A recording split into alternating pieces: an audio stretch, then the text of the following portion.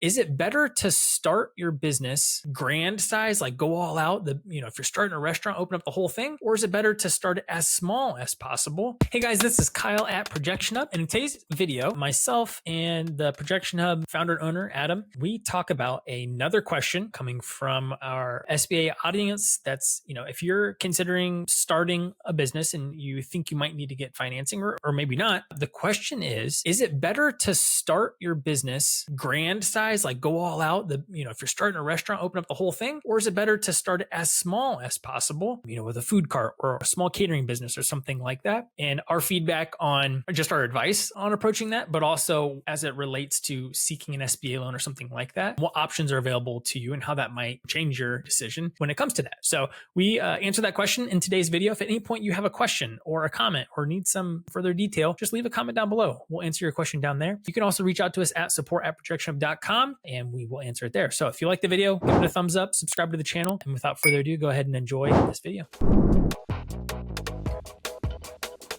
Let's say starting a business, maybe we could talk acquisition, but I don't know if it's as relevant. If you were starting a business and the business model allowed for it to be launched at like various scales, right? So it could be, let's talk restaurant, right? It's like maybe the dream is opening a full big restaurant.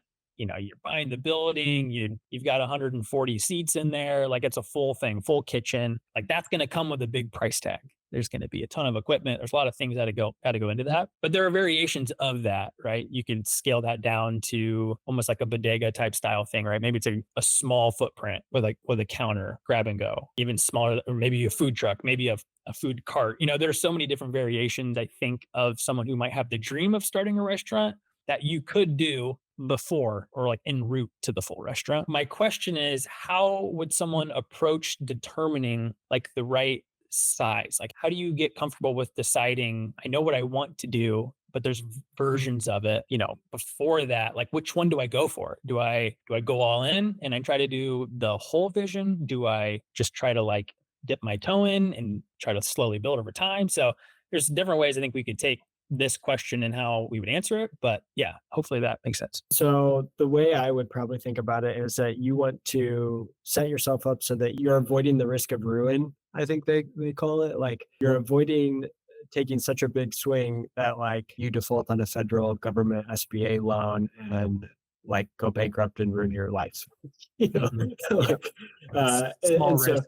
So like, how do you determine if you should take out the $1 million, SBA loan for a restaurant? Like probably, you probably determine that if you have $1 million in investments and sitting in the bank, like then maybe it makes sense because you're going to figure out a way to pay it off, or you have an existing food truck business that's generating a bunch of profit and could make the SBA loan payment for the restaurant. Like that's how I would approach it, I think. And yeah, I mean, I would typically advise clients. I mean, this is something that we did when we were SBA lenders, is typically someone would come in and say, hey, I want $350,000 for this. And by the end of it, we're like, we got you approved for $35,000, take a zero off of it. And like, okay, let's get you started with this and help you. And then when you get to the next level, we'll help you grow again. That's the approach that I tend to like because it seems way less stressful. There's also, similar to the last question we just talked about, I think that like you might not have a choice. Like, I guess you were just even saying that too, right? It's like, maybe there's a lender that's willing to give you X amount, but not this full thing. And so that, especially if you're needing a loan, outside capital of some sort, like that might be forcing you to start at a certain size. And it might just be like, are you willing to accept that version of the plan? Or are you going to keep trying, are you just going to keep after it until you get the full thing? And I don't know that I would say that there's particularly, like, I would never judge anybody for saying like, nope, I want the full restaurant. Like that is the plan. Like if you are very committed to that and you have the right experience and it's like, you're really confident that this is going to work, I don't fault anybody for sticking by that plan. Like I wouldn't tell them like, hey, the only way you should do this is start really small and then work your way up. But I do think that the reality is you might have to wait a whole lot longer to start. I guess what's more important to you?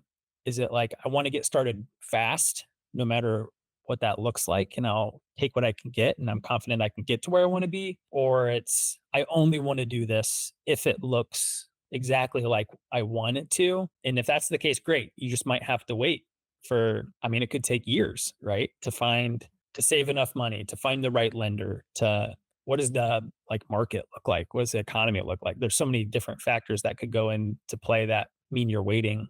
How much you're willing to pay in interest. Like there's so many different factors that go into that. Like how would the funding options available change your answer? So let's say like you could qualify for the $1 million loan to open up the restaurant, which I think would imply that you're also going to qualify for a $200,000 loan to do a smaller version or a $50,000 micro loan to open up a food truck version or something like that. Do you think, like, for someone who may have all the options available to them when it comes to that, would your answer still be the same? Like, would it still be don't do the big one, like do the small one, improve your concept, or does it change your thought on that? I think this can be where projections could be helpful because I've run into situations where a restaurant owner who's been really successful, but their restaurant had like 20 seats or something. Like it's a very small footprint, and people go out Friday, Saturday. It's busy Friday, Saturday, right? And then the other days, maybe not so much. And so it's like on Friday, Saturday, they probably could have sat 75 people. They may have had the demand for that, but they only have 20 seats. So they're just limited to how much revenue they could possibly generate. And no matter what, they were never going to get to a point, I don't think, where where the owner could like really pay themselves well, Yeah. just because their capacity was so small. It maybe was still an okay way for him to kind of open up the business initially because he kind of proved the concept and then he could go to something bigger. But I guess my point would be if you're opening the next location or moving, to a different location, like I wouldn't move to another 20 seat restaurant because your Right. capacity was so limited. So it is a helpful exercise to probably go through the projection process and realize like, okay, if everything goes really, really well, I'm full on the nights I'm going to be full. At best, I make $50,000 a year. Then you need to ask yourself, is that worth? Is Yeah. that worth it to you? It's a lot of work. So is it Right. worth it? So Another example of that could be like, I think like a hairstylist in this example, like maybe you get started out as like an employee at a salon. Like I know salons have different models, but let's assume you get hired on as like an employee at one. And that's where you build client relationships and your experience and all of that. And then you decide like, I would like to do this on my own. You don't have to go from employee stylist to now I own the salon and everybody works for me. It's like there are versions in between there. So it's like maybe you find the salon that's like the chair rent, right? So maybe you kind of own your chair, and so then you can set your prices and you can do some different things. Or maybe even a little bit more official than that would be like you rent a booth, or is it suite? Yeah, booth and suite, yeah, chair booth, same thing.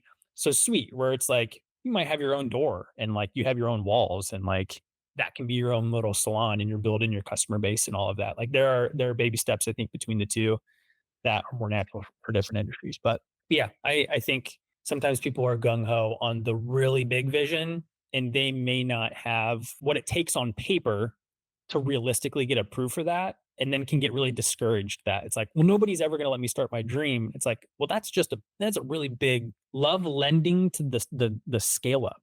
Like the person who has a little bit of work and is like, ready for the next step. Like that's such a great like loan for people. It's a lot easier to find someone to lend to that. Just go check out our website, projectionhub.com. You can reach out to us directly at support@projectionhub.com and we'll help you kind of get started and figure out what you got to do next. All right. I'll see you in the next one. so, yep. Thanks.